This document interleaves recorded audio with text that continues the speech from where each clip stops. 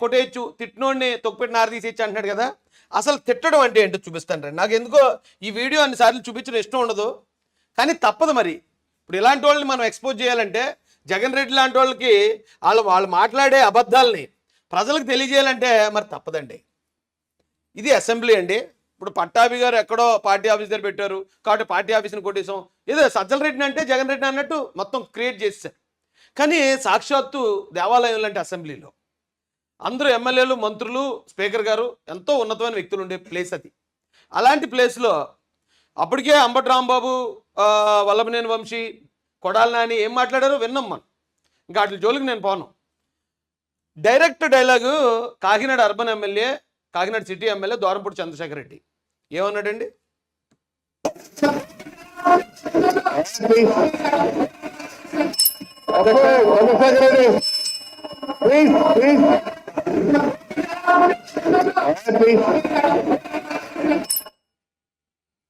అంటే మరి దీన్ని ఏమంటారండి? ఇప్పుడు మేము వెళ్ళి కొట్టేయచ్చా? ఎవరిని పడితే అండి మేము కొట్టేసి రోడ్ల మీద ఇచ్చేసి ఆఫీసుల మీద దాడులు చేసేసి, ఎందుకు జగన్ రెడ్డి కూడా బయట తిరుగుతున్నాడు, జగన్ రెడ్డి మీద దాడి చేసి ఇచ్చాం మరి మేము. ఇప్పుడు పట్టాభి గారు ఏదంటే డైరెక్ట్ పార్టీ ఆఫీస్ మీద దాడి చేసాడు కరెక్ట్ అని చెప్తున్నాడు జగన్ రెడ్డి. మరి సాక్షాత్తు ఎమ్మెల్యే, సిటీ ఎమ్మెల్యే జగన్ 2 అంటారు అతన్ని, అతను డైరెక్ట్గానే తిట్టాడు. మరి మేమేం చేయాలి? ఇప్పుడు చంపేసినా పర్లేదు కదా. ఇప్పుడు అలాగైతే జగన్ చెప్పినట్టు అయితే ఎవరికో కోపం వచ్చిందని చంపేసాడంటే సరిపోద్దా? అలా చేస్తామంటే చంద్రబాబు నాయుడు గారు ఒప్పుకోరండి. ఆ టైప్ ఆఫ్ చేస్తానంటే. రెండో మాట ఏమన్నాడండి? తెలుగుదేశం పార్టీ కార్యాలయం దగ్గర ధర్నా చేయడానికి వెళ్ళారా? ఓహో, ధర్నా అంటే ఇలా ఉంటుందా? మీరు చూడలేదేమో. చూడాలనుకునే వాళ్ళు, చూడకూడదు అనుకునే వాళ్ళు కొంతమంది తెలుగుదేశం పార్టీ ధర్నా చేశారు. ఇతను అసలు సిగ్గుందంటారా ఇతనికి? ఏమన్నా కనీసం పావలెత్తన్నా సిగ్గుందంటారా ఇతనికి? ఇతను ముఖ్యమంత్రిగా కాదు కదా, కనీసం వార్డు మెంబర్గా కూడా పనికిరాడు. ఇలాంటి ఇంత అబద్ధాల కోరు. నిజం చెప్పాలంటే అండి, కేసులు అరెస్ట్ చేయాల్సింది నందిగం సురేష్ని కాదు. నందిగం సురేష్నో, దేవినేని అవినాష్నో, లేకపోతే మరొకడు ఎవడో మా జోకర్ రమేష్ గారినో కాదు. అసలు ఇది అంతటికీ కారణం ఎవడండి? దీని అంతటిని దారి తప్పించింది ఎవరు? ప్రజలందరినీ లేని మాటను నమ్మించి ఇతన్ని తిట్టకపోయినా ఇతన్నే తిట్టాడని క్రియేట్ చేసినాడు ఎవడు? అసలు ఈ కుట్ర కారకుడు ఎవడు? ఆ కాన్స్పిరసీకి కారణమైన బొక్కలు వేయాలి. ఫస్ట్ వేయాలంటే అన్నం వేయాలి. అన్నం అయితే రాష్ట్రం అంతా ప్రశాంతంగా ఉంటుందండి. అన్నోగాళ్ళ నా మీద కోపం పెట్టుకోవచ్చు, తప్పలేదు. కానీ న్యాయం అంటే న్యాయమే చెప్తాను నేను. అవతలడు ఎవడైనా ఆలోచించనండి. కాబట్టి దీని అంతటికీ కారణం ఇతను. ఒకవేళ నందిగాం సురేష్ జనాలు పంపించి కొట్టించాడు, దేవినేని అవినాష్ వేళ పరండాల పాలైపోయాడు, నందిగాం సురేష్ ఏమో జైలు పాలైపోయాడు, ఆడెవడు ఇంకొకడు మా జోకర్ రమేష్ గడు ఎక్కడ దాకున్నాడో, ఏ ఎలక్కన్నంలో దూరేసాడో ఎవరికి తెలియదు. బయట ఉన్నాడు పెద్ద డాబు గౌరులు అయిపోయాడు బాబోడు. ఏటే వచ్చేస్తాము ఏది చంద్రబాబు నాయుడు గారు ఇంటి మీద కానాడు, ఇప్పుడు ఆడింటికాడు వెళ్తలేదట. చంద్రబాబు నాయుడు గారు ఇంటి మీదకి వెళ్ళిపోయి జోకర్ రమేష్ గడు ఇప్పుడు ఆడింట్లో వెళ్ళాడు. తెలుగుదేశం పార్టీ ఆఫీస్ మీదకి వెళ్ళిపోయే దేవినేని అవినాష్ ఇప్పుడు అతని ఇంట్లో అతను లేడు. అలాంటి పరిస్థితి. అంత పోటుగాళ్ళు వీళ్ళందరూ అంటే అసలు రెచ్చగొట్టింది ఇతనండి. ఆ కేసులో A1 ముద్ద ఇతను. ఇప్పుడు ఏదైనా నేరం జరిగిందండి, పలానా ఓడు నన్ను ఇలా తిట్టాడు, లేకపోతే మా మహిళల పట్ల అసభ్యంగా ప్రవర్తించాడు అని అతను అనకపోయినా అన్నట్టు నేను క్రియేట్ చేసి మా తమ్ముళ్ళలో 10 మందిని పంపించాను, చంపించేసాను అనుకోండి. అప్పుడు ఆ 10 మందిని పట్టుకుంటారు పోలీసు వాళ్ళు. ఎందుకు వెళ్ళారా, ఎందుకు చంపారని అడుగుతారు. మా అన్న ఇలా చెప్పాడండి అంటాడు.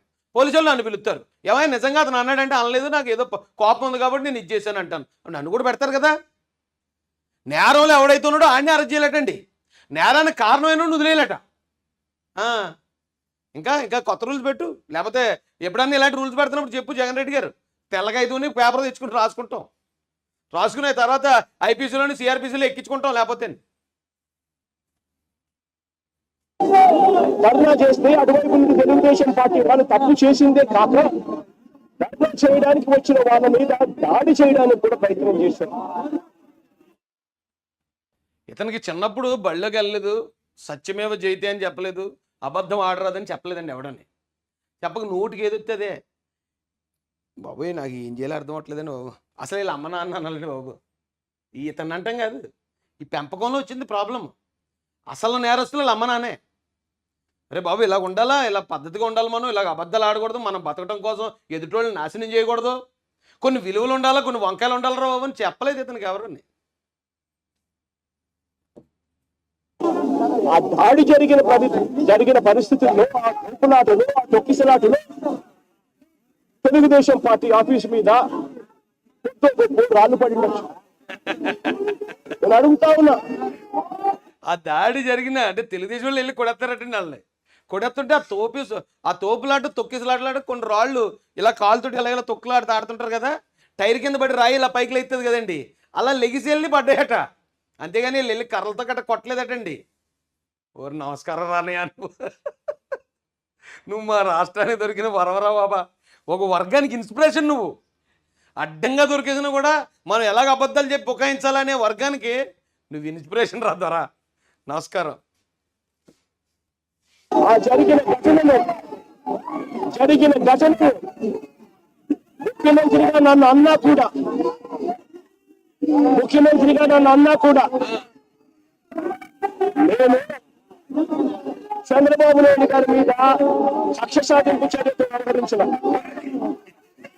వాళ్ళు పడినాయి అని చెప్పి ఎప్పుడైతే తెలిసిందో వెంటనే అటువంటి ఆ ఘటనకు పోయిన వాళ్ళందరినీ కూడా ఎవరెవరు పోయారు అని చెప్పి ఆధారాలు చూసి సీసీ కెమెరాలో అక్కడున్న సెల్ ఫోన్ లొకేషన్స్ ఇవన్నీ ఆధారాల మేరకు చూసుకొని ఎవరెవరైతే పోయారో వాళ్ళందరినీ కూడా 31 ఇచ్చి వాళ్ళందరినీ కూడా అరెస్ట్ చూపించి కోర్టులో వాళ్ళందరికీ ఇచ్చేటండి పాపం, వాళ్ళందరినీ ఐడెంటిఫై చేసేటట, వాళ్ళందరినీ పిలిపించి 41 నోటీస్ ఒకటి ఇచ్చాడట, తాగడానికి ఒక డ్రింక్ ఇచ్చాడట, ఒక బిర్యానీ పొట్లం ఇచ్చాడట, ఓ 2 బూమ్ పీర్లు కూడా ఇచ్చాడట. బా శబాష్రా బలి చేశారా బాబు అని వాళ్ళకి అవన్నీ ఇచ్చి అరెస్ట్ చూపించాడట.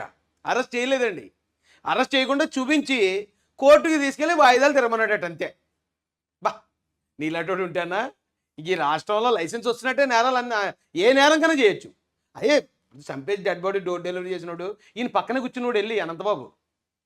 అలాంటి వాళ్ళు అందరినీ ఎంకరేజ్ చేసుకొచ్చాడు. ఆ గోరంట్ల మాధవ్ బట్టలు ఇప్పుకుని తిరిగేసాడు మొత్తం రాష్ట్రం అంతాని, మొత్తం ఆంధ్రాలలో తిరిగేసాడు, అందరు సెల్ ఫోన్లో తిరిగేసాడు. అది మార్పింగ్ అన్నాడు అన్నొచ్చి. అబ్బాయి మార్పింగ్ అంటే మార్పింగ్ నమ్మడమే. మన కళ్ళ ముందు ఇలా కనపడుతూనే ఉంటారు. అబ్బాయి అది కాదు, అది నిజం కాదంటే నమ్మడమే. అప్పుడు చేసే పని లేదండి. ఎవడన్నా అది కాదు అన్నాడంటే కొడిచివారు అంతే, కాదు అన్నాడంటే కేసు పెట్టి లోపల దోచేవారు అంతే. అయ్యి బాబు మామూలు రాజ్యం కాదండి బాబు అది. అలాంటి రాజ్యం నుంచి విడుదలైతే బాబు మరి అప్పుడు బ్రిటిష్ వాళ్ళ పాలన నుంచి బయటపడినప్పుడు మన వాళ్ళు ఎంత ఆనందపడ్డారో నాకు తెలియదు కానండి. ఇతన్ని రాజ్యం నుంచి బయటపడ్డాక మేము మాత్రం అంత ఆనందపడ్డామండి బాబా, అంత ఆనందపడ్డాం మేము నిజంగానే. ప్రొడ్యూస్ చేయడం కూడా జరిగింది. ఎందుకంటే 7 ఏళ్ల లోపు ఉన్న కేసు ఇది. శిక్షా కాల పరిమితి 7 ఏళ్ల లోపు ఉన్న శిక్షా కాలం పరిమితి ఉన్న కేసు ఇది. కాబట్టి ఒక రాష్ట్ర పార్టీ ఆఫీస్ మీద దాడి, గేట్లు కూల్చేసి అంటే ట్రెస్పాస్, ఆ దాంట్లోకి దౌర్జన్యంగా ఎంటర్ అయ్యి కనపడినట్టు తలలు పగలగొట్టేసి హత్యా ప్రయత్నాలు 1-2 కాదండి, అక్కడ 10-15 హత్యా ప్రయత్నాలు జరిగాయి. ఒక ప్రైవేట్ ప్రాపర్టీలోకి ట్రెస్పాస్ జరిగింది, దౌర్జన్యంగా లోపలికి దూరటం. దాంతోపాటు ఆ రాష్ట్ర పార్టీలో 40 లక్షల మంది 50 లక్షల మంది సభ్యులు ఉన్నారు. ఆ సభ్యులు మొత్తం కలిగిన ఆ పార్టీని చంపేసే ప్రయత్నం అది. అదంటండి 7 సంవత్సరాల లోపుండే శిక్ష. అంటే అన్న రాశాడు కొత్తగా ఓ బుక్కు, అప్పుడు అన్నకి నచ్చినట్టుంటే పెడతాడు. లేదు సోషల్ మీడియాలో ఒక వీడియో పెడితే చాలా పెద్ద నేరం, సిఐడి వాళ్ళు వెళ్ళిపోతారు. ఏమంటే 70 సంవత్సరాలు పైబడి ఉంటారు రంగనాయకమ్మ గారు, సిఐడి వాళ్ళు ఇలా అరెస్ట్ చేశారు ఆవిడ్ని. అంకబాబు గారు 70 సంవత్సరాల పైన ఉన్న పెద్ద ఆయన ఏదో ఒక పోస్టు ఎక్కడో వస్తే దాన్ని అతను ఏదో వాట్సాప్ గ్రూప్లోకి షేర్ చేసాడట. అర్ధరాత్రి సిఐడి వాళ్ళు వెళ్ళి అరెస్ట్ చేశారు. ఎవరు రఘురామరాజు అని ఆయన, అతను అందరూ తిడతా ఉంటే ఆయన కూడా తిరిగి తిట్టాడు ఓన్లీ సోషల్ మీడియాలో. ఆ హైదరాబాద్ వెళ్ళి అరెస్ట్ చేసి తీసుకొచ్చి చంపినా ప్రయత్నించారు. ఈ పెద్ద నేరాలటండి. అది మాత్రం జస్ట్ ధర్నా చేయడానికి వెళ్ళాడు. 7 సంవత్సరాల లోపు కేసు అది. ఏటిప్పుడు ఇలాంటి వాళ్ళు ఉంటే నేరస్తులకు స్వర్గధామం ఆంధ్రప్రదేశ్. పో, నేరస్తులు కనుక ఈ రాష్ట్రంలో ఎక్కువ ఉంటే నువ్వు గెలుస్తావు, నేరస్తులు కనుక ఈ రాష్ట్రంలో ఎక్కువ లేకపోతే నీ బతుకులు మళ్ళీ నువ్వు గెలవు. దీంట్లో అరెస్ట్ చేయడం అన్నది does not serve the purpose. కాబట్టి 41A ఇచ్చి కోర్టుకు హాజరుపరచడం కూడా జరిగింది. మనం ఇంత నిబద్ధతతో ఆ రోజు మేము అడుగులు వేశాం. ఇంత నిబద్ధతతో ఆ రోజు నిబద్ధతతో అడుగులు వేసి వాళ్ళందరినీ పోలీస్ స్టేషన్లో కూర్చోబెట్టి శిరోమండనం చేసేస్తండి. రాష్ట్రపతి చెప్పాడు అరే బాబు కేసు పెట్టండి రాదు అంటే పెట్టలేదు కేసు. అంత నిబద్ధతతో పనిచేసేటట్టండి, చాలా నిబద్ధత అసలు. మామూలు నిబద్ధత కాదు. మాకు పిచ్చెక్కిపోయింది. ఇదేంటి కళ్ళ ముందు ఇన్ని అన్యాయాలు జరుగుతున్న కేసులు పెడతలేదేట్రా బాబు అని. కూడా హాజరుపరిచి 31A కింద వాళ్ళందరికీ కూడా నోటీసులు ఇచ్చి వాళ్ళందరినీ కూడా నేను అడుగుతా ఉన్నా, సురేష్ కానీ అరెస్ట్ చేసిన హస్బెండ్ కానీ వీళ్ళల్లో ఎవరైనా కూడా ఆ రోజు కనీసం లొకేషన్ లో ఉన్నారా? వాళ్ళ సెల్ ఫోన్లలో ఎక్కడున్నాయో ట్యాప్ చేస్తే తెలియదా? తెలుగుదేశం పార్టీ ఆఫీసులో సీసీ కెమెరాలు ఉన్నావా? అది అన్న అడిగేప్పుడు అతి భయంకరమైన లీగల్ పాయింట్ ఏంటంటే, ఆ సీసీ కెమెరాలో ఎక్కడన్నా నందిగాం సురేష్ కనిపించాడా, లేదా ఇంకొక అతను ఎవడో ఉన్నాడు ఎమ్మెల్సీ అతను కనపడ్డా, లేళ్ళ అప్పిరెడ్డి, లేదా ఆ మేయర్ గారు ఆయన కనపడ్డా? కనపడలేదు కదా. మా వాళ్ళందరూ చక్కగా వైసీపీ పార్టీ ఆఫీసులో ఉండి ఒక పక్క ప్లాన్తో అక్కడికి వేరే వాళ్ళని కదా పంపించారు. వేరే వాళ్ళని పంపించి ప్లాన్ ఇచ్చి కొట్టించారు కదా. మా వాడు అక్కడ సీన్లోకి రాకుండా అసలు మా వాడిని ఎలాగ అరెస్ట్ చేస్తారు ఎవరన్నా అని అడుగుతున్నాడు. అంటే నేరం ఎవడైతే చేశాడో వాడిని అరెస్ట్ చేయాలి తప్ప వాడు వెనకాల ఆ నేరం చేయించిన అరెస్ట్ చేయకూడదు అని కొత్త రూల్ పెట్టాడు అన్న. కొత్త రూల్ ఇది. అందుకే వివేకానంద రెడ్డి గారిని ఇంట్లో చంపేసిన ఎవరైతే దస్తగిరాన్ని కోన్నారో వాళ్ళని అరెస్ట్ చేయాలి, కానీ చంపడానికి ప్లాన్ వేసి అక్కడ లేడు కదా అవినాష్ రెడ్డి అతను ఎలాగ అరెస్ట్ చేస్తాడని వాదించాడు కొన్ని రోజులు. ఈ కొన్ని అని కొత్త ఫిలాసఫీ చెప్పాడు డైరెక్ట్గా అసెంబ్లీలోనే. కొత్త రూలు అన్న జగనన్న నువ్వు రాసుకుని మళ్ళీ నువ్వు ముఖ్యమంత్రి అవుతావు కదా, అప్పుడు అది అమలు చేసుకో. ఇప్పుడు దొబ్బది అది. ఇప్పుడు ఇది నీ గవర్నమెంట్ కాదు, ఇది రాజ్యాంగం ప్రకారం ఐపీసీ సిఆర్పిసి ప్రకారం నడిచే గవర్నమెంట్ కాబట్టి అందులో ఏమున్నాయో నడుస్తాయి. ఇప్పుడు మళ్ళీ నువ్వు ఎప్పుడన్నా దినాలు సంకనాగిపోయి రాష్ట్రం అటు ఇటు కాకుండా అయిపోయే పరిస్థితి ఎప్పుడైనా వస్తుంది కదా, అప్పుడు నువ్వు గెలిచావు అనుకో, అప్పుడు ఈ కొత్త రూళ్ళన్నీ నువ్వు పట్టుకో అన్నది, నువ్వు రాసుకో, నువ్వు ఇంప్లిమెంట్ చేసుకో. ఇది దేశం అంతా ఇంప్లిమెంట్ చేయమని చెప్పుకో. ఆ సీసీ కెమెరాల ఫుటేజ్ చూస్తే తెలియదా? మరి అలాంటప్పుడు వీళ్ళు ఎవరు లేనప్పుడు 4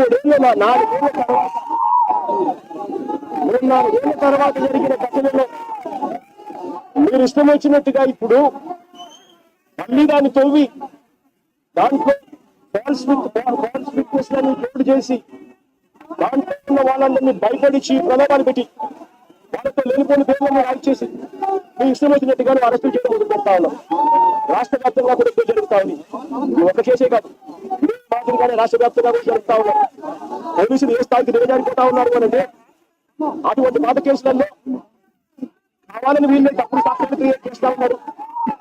విట్నెస్లను వీళ్ళే బెదిరించి వీళ్ళే ప్రలోభ పెట్టి వీళ్ళే తప్పుడు పేర్లు ఇరికించి వీళ్ళే కేసుల్లో తీసుకొచ్చే కార్యక్రమం చేస్తా ఉన్నారు. అడుగుతా ఉన్నా ఒకటి, ఒక తప్పుడు సాంప్రదాయానికి మీరు నాంది పడుతా ఉన్నారు. ఇదే కనుక కొనసాగితే నేను చెప్తా ఉన్నా, మీ ప్రభుత్వం ఎల్లకాలం ఉండదు. ఒక తప్పుడు సాంప్రదాయానికి మీరు పీఠం చేస్తా ఉన్నారు. ఇదే తప్పుడు సాంప్రదాయానికి శివాని అవుతుంది. మీ నాయకులందరికీ కూడా ఇదే గతి పడుతుంది. అన్నా నువ్వు దయచేసి ఇలాంటి వార్నింగ్ లేవు కన్నా, నువ్వు ఎలాంటి వార్నింగ్ ఇస్తావు చాలా సీరియస్ కానీ వెంటనే దాని కింద ఏం పెడుతున్నారు తెలుసా? బాలకృష్ణ మొన్న ఏదో కొత్త సినిమా వచ్చింది అయింది, ఆయన బయటకు వచ్చి ఫోన్ చేసి ఒక కమెడియన్కి ఫోన్ చేసి, ఒరే మీ ఆవిడ నిన్ను ప్రతిరోజు కొడుతున్నప్పుడు నువ్వు ఏమంటారా అంటాడు. వెంటనే నీ డైలాగులు పెడుతున్నారు అక్కడ. వద్దన్నా దయచేసి, నువ్వు మళ్ళీ గెలవటం అనేది అది ఒక కళ. నువ్వు గెలవటం మళ్ళీ ఆన్లైన్లో తప్పుడు కేసుల్లో పెడతాను. మీరు ఇప్పుడు మేము చేసిన పొరపాట్లు ఏమైతే ఉన్నాయో, మేము చేసిన నేరాల మీద, మేము చేసిన ఘోరాల మీద మీరు కానీ చర్యలు తీసుకుంటే రేపు మళ్ళీ నేను గెలిచాక మిమ్మల్ని జైల్లో పెడతానని ఈ బెదిరింపులు, ఈ పోసుకోలు బెదిరింపులు వద్దులే అన్న. అవి నడవయ్యి. ఒకవేళ నువ్వు నిజంగా చెప్తున్నాను కదా, నువ్వు ఒక 25 సంవత్సరాలు 30 సంవత్సరాల తర్వాత గెలిచినా ఎవడు భయపడి కూడా ఉండడు అన్నప్పుడు. నువ్వు అన్నదాకా నువ్వే కదా పరిపాలించావు, ఎవడైనా భయపడ్డావా? మేమన్నా భయపడ్డామా? అప్పుడే ఇలాగే తిరగబడ్డాం కదా. నువ్వు మమ్మల్ని జైల్లోకి పంపించావు, కేసులు పెట్టావు, అన్నీ చేసావు కదా, హత్యా ప్రయత్నాలు కూడా చేసి భయపడ్డావా? మళ్ళీ నువ్వు గెలిచాక ఏదో చేస్తావు, మళ్ళీ అది భయపడ్డానికి ట్రై చేస్తావు ఎందుకన్నా? వద్దులేని ఇలాంటి బెదిరింపులు వద్దు, కానీ ఇంకేమైనా మాట్లాడు.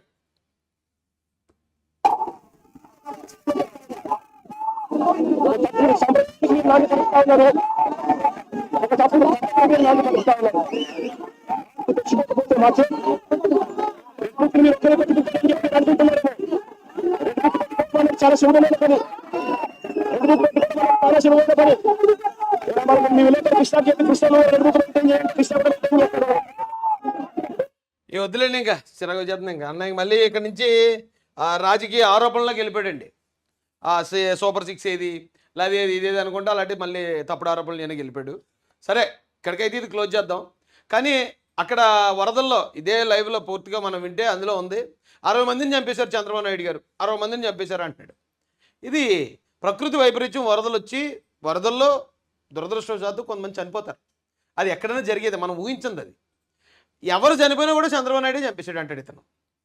దానికి ఇంకొక ఉదాహరణ ఉందండి, మరొక ఉదాహరణ అది ఒక్కటి చూపించి మనం క్లోజ్ చేద్దాం ఈ వీడియో. చంద్రబాబు నాయుడు గారు ముఖ్యమంత్రి అవ్వకూడదండి. ఒకవేళ ముఖ్యమంత్రి కనుక అయితే ఇంకా అప్పుడు ఎవరు చచ్చిపోయినా కూడా ఆయన మీదకి తోసేస్తాడు ఇతను. ఎంత దారుణంగా జరుగుతా ఉన్నాయి ఈ రాష్ట్రంలో రాజకీయాలంటే, మొట్టమొదటిగా మా తాతను చంపారు. ఆ రోజు ముఖ్యమంత్రిగా ఉన్న వ్యక్తి ఇదే చంద్రబాబు నాయుడు గారు. ఆ తర్వాత మా నాన్నని చంపారు. దాని తర్వాత నన్ను చంపారు. వీళ్ళ నాన్న ఎవరు చంపారండి? ఎవరు చంపారు వాళ్ళ నాన్నని? వాళ్ళ నాన్న అప్పుడు ముఖ్యమంత్రే కదా, వాళ్ళ నాన్న గవర్నమెంటే కదా, అది కాంగ్రెస్ గవర్నమెంట్. ఆంధ్రాలోను సెంట్రల్లో కూడా కాంగ్రెస్ గవర్నమెంట్. అప్పుడు వాళ్ళ నాన్న చంపేశారంటున్నాడండి. వాళ్ళ అబ్బని అంటే వాళ్ళ తాతను కూడా చంపారటండి. అంటే అప్పుడు చంద్రబాబు నాయుడు గారు దురదృష్టం అనమాట అండి, ఆయన ముఖ్యమంత్రిగా ఉన్నాడట. ఇక్కడ వీళ్ళ తాతగారు ఎవరియో కబ్జా చేసేటట్టు ఆస్తులు, వాళ్ళకి వైరం, అది ఫ్యాక్షనిజం. ఆ ఫ్యాక్షనిజంలో క్రమంగా చంపేసుకున్నారు. దానికి కారణం కూడా చంద్రబాబు నాయుడు గారే. తర్వాత చంద్రబాబు నాయుడు గారు ప్రతిపక్షంలో ఉన్నారు, ఇది రాజశేఖర రెడ్డి గారు చచ్చిపోయినప్పుడు. అయినా కూడా ఆయన్ని ఈయన చంపేసేటట్టండి. నోటికి ఎదుర్తే అదే. ఇప్పుడు వరదల్లో చచ్చిపోయిన 60 మందినే చంద్రబాబు నాయుడు గారు చంపారు అన్నాడు. ప్రయత్నం చేశారు. సాక్షాత్తు ఎయిర్పోర్ట్ లోనే ఎవరు వెళ్ళలేని ప్రదేశంలోకి ఏకంగా కత్తులను తీసుకొని వచ్చి డైరెక్ట్ గా తెలుగుదేశం పార్టీతో సత్సంబంధాలు కలిగిన వ్యక్తి, తన మీద ప్రీవియస్లీ క్రిమినల్ కేసులు ఉన్న వ్యక్తి ఈ దాడి చేశాడు. 3 చోట్ల చూస్తే 3 చోట్ల ఒకే ఒక వ్యక్తి కనిపిస్తాడు, చంద్రబాబు నాయుడు గారు. నాన్నగారు ప్రతిపక్షంలో ఉన్నప్పుడు రాజారెడ్డి గారు అబ్బని చంపినప్పుడు చంద్రబాబు నాయుడే. నాన్నగారు హెలికాప్టర్ క్రాష్ లో చనిపోయినప్పుడు అసెంబ్లీలో అన్న మాటలు చంద్రబాబు నాయుడు గారే. నా మీద దాడి జరిగినప్పుడు చంద్రబాబు నాయుడు గారే ముఖ్యమంత్రిగా ఉన్న వ్యక్తి. మళ్ళీ ఇవాళ చిన్నాన్న మీద దాడి జరిగే నేపథ్యంలో ముఖ్యమంత్రిగా ఉన్న వ్యక్తి మళ్ళీ చంద్రబాబు నాయుడు గారు. ఎక్కడ చూసినా కూడా ముఖ్యమంత్రిగా చంద్రబాబు నాయుడు గారు ఉంటే ఇంకా రాష్ట్రంలో ఎవరు చనిపోయినా, హాస్పిటల్లో చాలా మంది చచ్చిపోతుంటారు. జగన్ అన్న నీకు తెలియదేమో, నువ్వు హాస్పిటల్లో కూడా వెళ్తుండు, రోడ్డు యాక్సిడెంట్లో కూడా చాలా మంది చనిపోతుంటారు, నువ్వు వెళ్ళాలి మొత్తం సేవలని లెక్కడేసి ఇవన్నీ కూడా చంద్రబాబు నాయుడు గారు చంపించారని ఆయన మీద తోసి. ఇంత గౌరవం. ఇప్పుడు మాట్లాడినప్పుడు ఏంటంటే వివేకానంద రెడ్డి గారు మర్డర్ టైం ఇది. చంపింది ఎవరు? వాళ్ళే చంపేసి చంద్రబాబు నాయుడు గారు అంటున్నారు. వాళ్ళ నాన్నగారు హెలికాప్టర్ ప్రమాదంలో చనిపోతే చంద్రబాబు నాయుడు గారు అన్నాడు. వాళ్ళ తాతగారిని అక్కడ ఫ్యాక్షనిస్టులు చంపితే చంద్రబాబు నాయుడు గారు అన్నారు. ఇప్పుడు 60 మంది చచ్చిపోతే చంద్రబాబు నాయుడు గారు. మనం ఒక ఫ్లోలో అర్థం చేసుకుంటే ఇతని వ్యక్తిత్వం ఏంటి, అతని మాటలు ఏంటి అనేది అర్థమైపోతుంది. పదే చెప్పాలంటే మాకు కూడా ఇసిపోతుందండి జనాలకి. ఇతను అబద్ధాలు చెప్తాడు, అబద్ధాలు, ఇన్ని ఆధారాలు. అయినా అతనికైతే సిగ్గు ఉండదు. మళ్ళీ రేపు వచ్చి మళ్ళీ అబద్ధాలు మళ్ళీ యథేచ్ఛగా చెప్పుకెళ్తాడు. వినేవాళ్ళు కొంచెం అప్రమత్తంగా ఉండాలి, లేకపోతే రాష్ట్రం సంకనాగిపోతాయి అని మీ అందరికీ రిక్వెస్ట్ చేస్తూ తెలియజేస్తూ, ఎంతసేపు లైవ్లో ఉన్న 3000 మందికి హృదయపూర్వక ధన్యవాదాలు తెలియజేస్తూ, మీ ఆశీస్సులు ఆశీర్వాదాలు ఎప్పుడూ ఈ ఛానల్ మీద ఇలాగే ఉంచాలని